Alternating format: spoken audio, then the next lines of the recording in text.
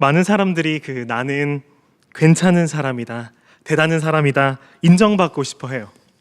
그래서 SNS나 어디에서나 자신을 드러내고 싶어 하고 많은 사람에게 인정받고 싶어 합니다. 하지만 하나님의 나라에선 오히려 죄인임을 고백하며 겸손한 사람이 하나님께 인정받는 법이에요. 오늘 우리가 함께 읽은 말씀에 모세가 나옵니다. 모세는 과연 처음부터 겸손한 사람이었을까요?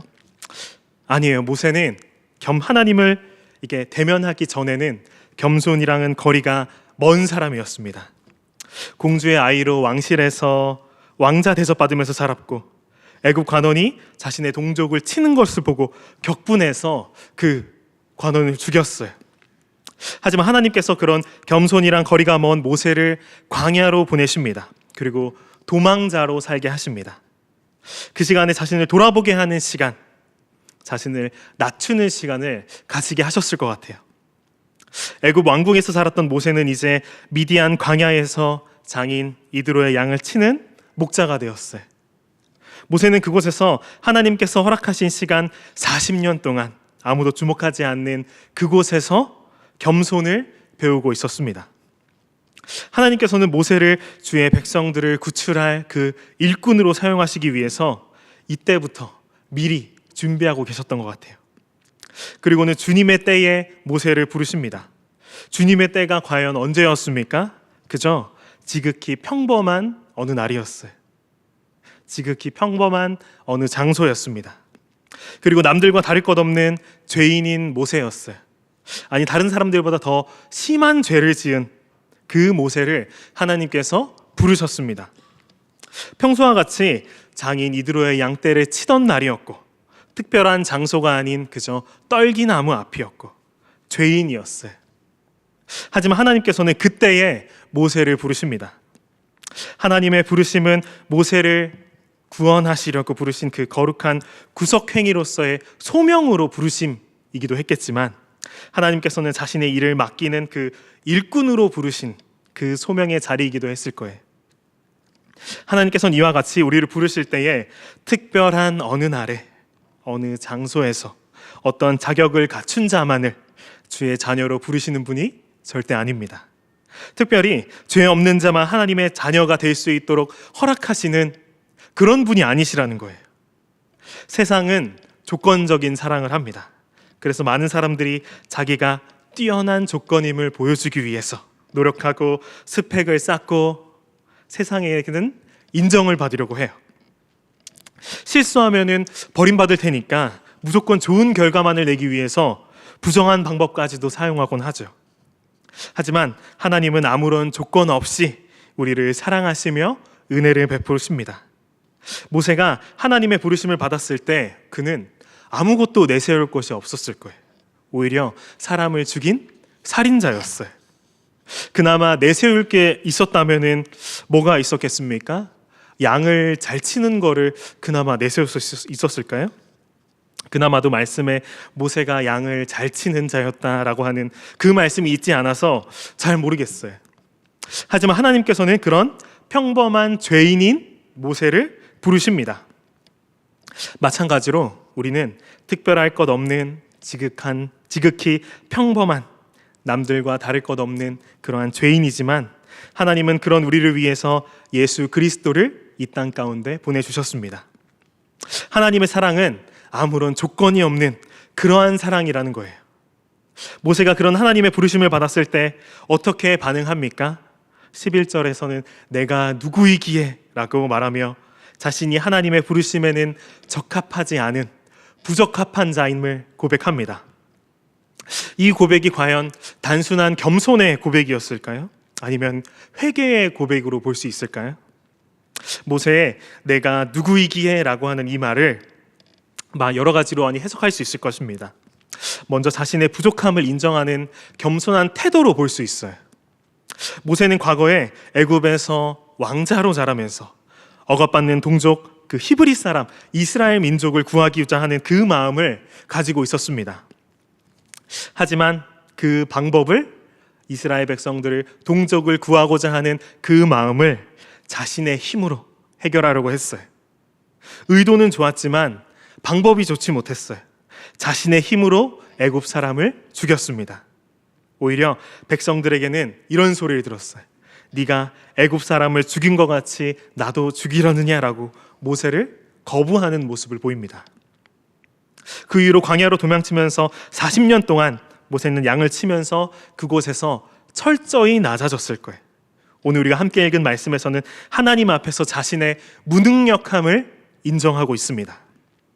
이것은 단순한 겸손이 아니라 자신의 과거에서 죄와 실패를 인정하는 일종의 회개의 고백으로 볼 수 있어요. 하지만 완전한 회개의 고백으로는 볼 수 없습니다. 과연 우리 회개의 완성이 과연 무엇입니까? 모세는 자신의 죄를 깨닫고 자신의 무가치함을 인정했습니다. 그게 회개 아닙니까? 아니라고 생각이 들어요. 진정한 회개는 자신의 죄를 깨닫고 하나님께로 돌이키는 것입니다. 하나님의 은혜만을 의지하는 것입니다. 하나님을 향한 믿음이 생기는 것이 바로 회개입니다. 오늘 우리가 함께 읽은 출애굽기 3장 12절 말씀을 한번 보도록 하겠습니다. 하나님이 이르시되 내가 반드시 너와 함께 있으리라 라고 말씀하십니다. 이후에도 12절 그 뒤로부터 계속 모세는 계속해서 자신은 하나님의 부르심에 부적합한 자입니다 라고 말하지만 그런 죄인인 자신과 함께 하신다는 하나님의 능력을, 내가 반드시 너와 함께 하리라 라고 하는 그 하나님의 그 말씀을 붙잡고 그 메시지를 붙잡고 하나님의 은혜를 의지함으로 주님의 부르심을 따르는 삶을 삽니다. 하나님을 만나면 자신의 죄를 깨닫고 회개하는 과정을 거쳐요. 그 회개의 고백은 깨달음에서 그냥 그치는 것이 아니라 철저히 하나님의 은혜만을 의지하는 그 믿음으로 완성하게 됩니다. 이 모습은 성경의 많은 인물들에게서 동일하게 보여져요. 하나님을 만난 자들이 자신의 죄를 깨닫고 겸손히 하나님의 은혜를 따르는, 하나님의 긍휼을 구하는, 하나님의 은혜만을 구하는 그 회개의 모습을 보인다는 거예요. 이사야서 6장 5절에서 7절 말씀입니다. 이사야가 이렇게 고백을 해요. 나 화로다 나여 망하게 되었도다 나는 입술이 부정한 사람이요 라고 고백을 합니다. 그때 6절, 7절, 8절의 말씀을 보면 내 악이 제하여졌고 내 죄가 사하여졌느니라 라고 말씀하시고, 그때의 이사야는 내가 여기 있나이다 나를 보내소서라고 고백합니다. 이사야는 자신이 부정한 자, 죄인이라 아무것도 아닌 자라고 고백했어요. 하나님께서는 스랍 중 하나를 시켜 악을 제하여 주시고 죄를 사하여 주셨습니다. 그러자 이사야는 하나님께서 자신의 죄를 정결케 하여 주신 그 은혜를 믿고 하나님의 그 긍휼을 의지해서 하나님의 부르심을 따라 나섭니다. 베드로의 이야기를 또 한번 볼게요. 누가복음 5장 8절과 11절의 말씀이에요. 베드로가 예수 그리스도를, 예수님을 맞아 뵙고 나서 주여 나를 떠나소서 나는 죄인이로소이다 라고 고백을 해요. 그리고 모든 것을 버려두고 예수님을 따르는 모습을 보입니다.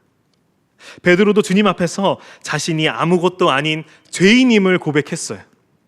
그리고 아무 능력 없는 자신이 사람을 낚을, 사람을 취할 그 어부가 될 것이라는 예수 그리스도의 능력의 말씀을 의지해서 자신의 모든 것을 버려두고 자신의 세상적인 힘, 자신의 것 모든 것을 내려두고 주의 은혜 속에 흠뻑 빠져들게 됩니다. 그리고 디모데전서 1장 15절과 16절 바울도 이렇게 고백했어요. 내가 죄인 중에 괴순이라 라고 고백하고 내가 예수 그리스도의 긍휼을 입었다 라고 고백합니다. 바울도 자신이 죄인 중에 괴수다라고 하는 그 회개의 고백을 하고 긍휼, 은혜, 예수 그리스도의 그 십자가 은혜를 입었다라고 말하며 회개의 고백으로 완성합니다. 이사야, 베드로, 바울 모두 자신의 부족함과 죄악된 자신의 모습을 깨닫고 고백하는 데서 그치지 않았어요. 부족하고 죄인이니 하나님의 은혜를 의지하는 그 믿음으로 완성이 되었습니다. 오늘 말씀의 모세처럼 우리도 하나님 앞에서 죄인입니다. 나는 할 수 없습니다. 나로서는 아무것도 못합니다. 라고 겸손의 고백을 해야 돼요. 그리고 그 고백에서 그치는 것이 아니라 하나님의 은혜와 긍휼만을 의지하는 그 진정한 회개를 이뤄야 합니다. 하나님께서는 자신의 죄악됨을 인정하는 그 겸손한 자를 부르세요. 그리고 예수 그리스도를 통해서 예수 그리스도의 십자가의 그 은혜를 베풀어 주십니다. 겸손히 자신을 죄인으로 낮추며 고백하는 사람만을 주님께서는 그분의 은혜와 사랑으로 구원해 주신다라고 하는 거예요. 야고보서 4장 10절의 말씀과 요한일서 1장 9절의 말씀이에요. 주 앞에서 낮추라, 그리하면 주께서 너희를 높이시리라. 만일 우리가 우리의 죄를 자백하면 그는 미쁘시고 의로우사 우리의 죄를 사하시며 우리의 모든 불의에서 깨끗하게 하실 것이요 라고 말씀합니다. 모세의 내가 누구이기에 라고 하는 이 고백은 단순한 그 겸손의 표현을 넘어서 자신의 과거의 실패와 죄를 인정하고 하나님의 은혜만을 의지하는 그 회개의 모습까지 연결됩니다. 우리도 주님 앞에서 나는 죄인입니다 라는 고백이 있어야 해요. 그리고 그 고백에 그치는 것이 아니라 예수 그리스도의 대속의 십자가의 은혜만을 의지하며 살아야 합니다. 하나님께서는 특별히 뛰어나고 자신의 능력을 과시하는 그러한 사람들을 사용하지 않으세요. 모세를 부른 그때를 생각해 봅시다. 그때 아무것도 아닌 그저 평범한 어느 날이었어요. 아무것도 아닌 떨기나무 앞이었어요. 아무것도 아닌 남들과 똑같은 죄인이었어요. 그 죄인을 부르셨지만 주의 은혜로 모세를 자녀 삼아 주시고 주의 일꾼 삼아 주십니다. 회개는 단순한 자아 성찰이 아니에요. 나를 스스로 깊게 돌아보며 지난 날의 과오를 인정하고 분석하고 그것에 그치는 것이 회개의 전부가 아니라는 거예요. 회개는 부족함을, 죄인됨을 인정하고 하나님의 은혜만을 간구하며 하나님께로 돌이키는 것입니다. 사도행전 3장 19절의 말씀이 그러므로 너희가 회개하고 돌이켜 너희의 죄 없이 함을 받으라. 이와 같이 하면 새롭게 되는 날이 주 앞으로부터 이를 것이요라고 합니다.